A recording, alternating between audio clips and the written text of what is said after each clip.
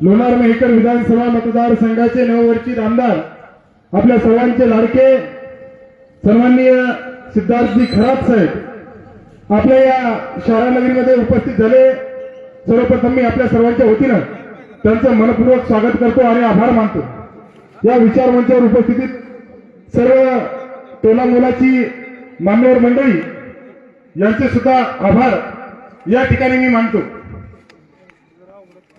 15 August 1966 सर्वसामान्य कुटुंबात जन्म घेतलेला एक सर्वसामान्य शेतकऱ्याचा मुलगा आपाप काबाड कष्ट करून आई वडिलांनी त्या मुलाला शिकवल्याच्या नंतर गावापासून 15 ते 20 किलोमीटर अंतरावर असलेली शाळा, त्या शाळेत ये जा करता वेळेस कुठल्याच पायात चप्पल नाही, काय नाही, प्रत्येक वेळेस पायी जाणे आणि पायी येणे, त्यावेळेस पायाला पळसाची पानं बांधून शिक्षण घेणारा पहिला व्यक्ती ज्या सिंदखेड राजा मतदारसंघात सर्वसामान्य शेतकऱ्याचा मुलगा PSI झाला।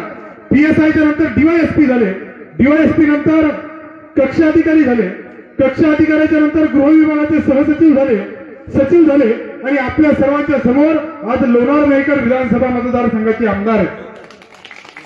खऱ्या अर्थानं शेतकऱ्याचा मुलगा, शेतकऱ्याचा पोरगा काय करू शकतो तळे साहेब तुम्ही आम्हाला सर्व या ठिकाणी दाखवून दिलेलं आहे।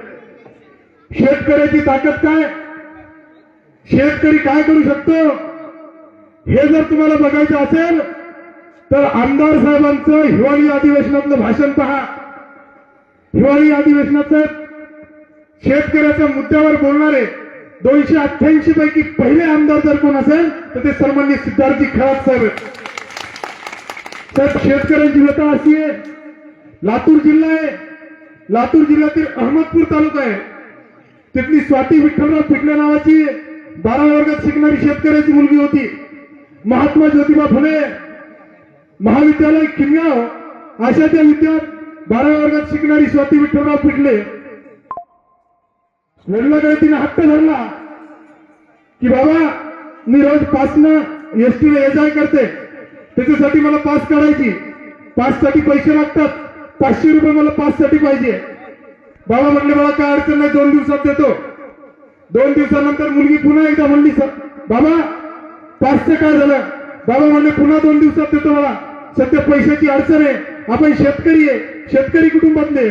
बाबा पुन्हा 2 दिवसाच्या नंतर मुलीला विचारलं बाबा पैशाचं काय झालं, मुलीला त्यानंतर कळून चुकलं की आपल्या बापाच्या खिशात रुपयाही नाही।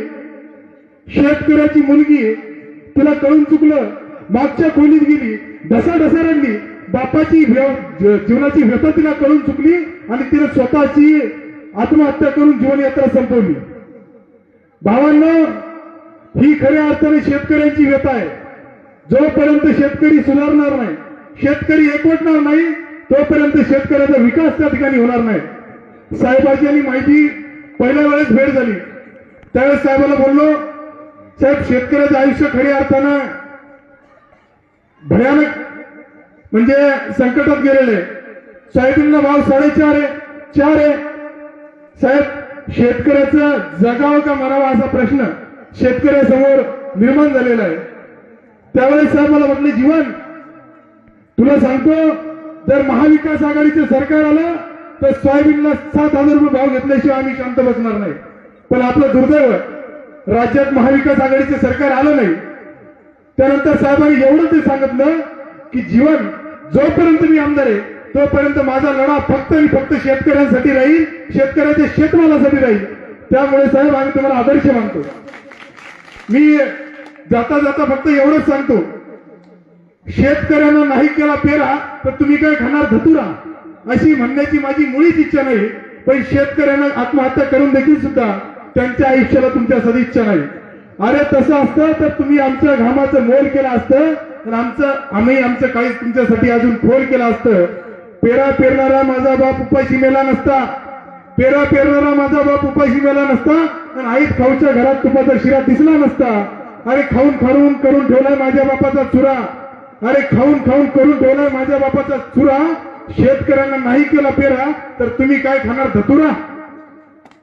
भावांनो, मी आपल्या सर्वांना एवढीच विनंती करतो की आपण शेतकरी आहात, शेतकरी एकजूट राहा आणि आपल्या सर्वांचे पुनश्च एकदा आभार मानतो आणि जाता जाता एवढंच सांगतो, मी माझ्या स्वप्नांची बाग लावणार आहे, मी माझ्या स्वप्नांची बाग लावणार आहे. काही स्वप्न स्वस्त तर काही महाग लावणार आहे.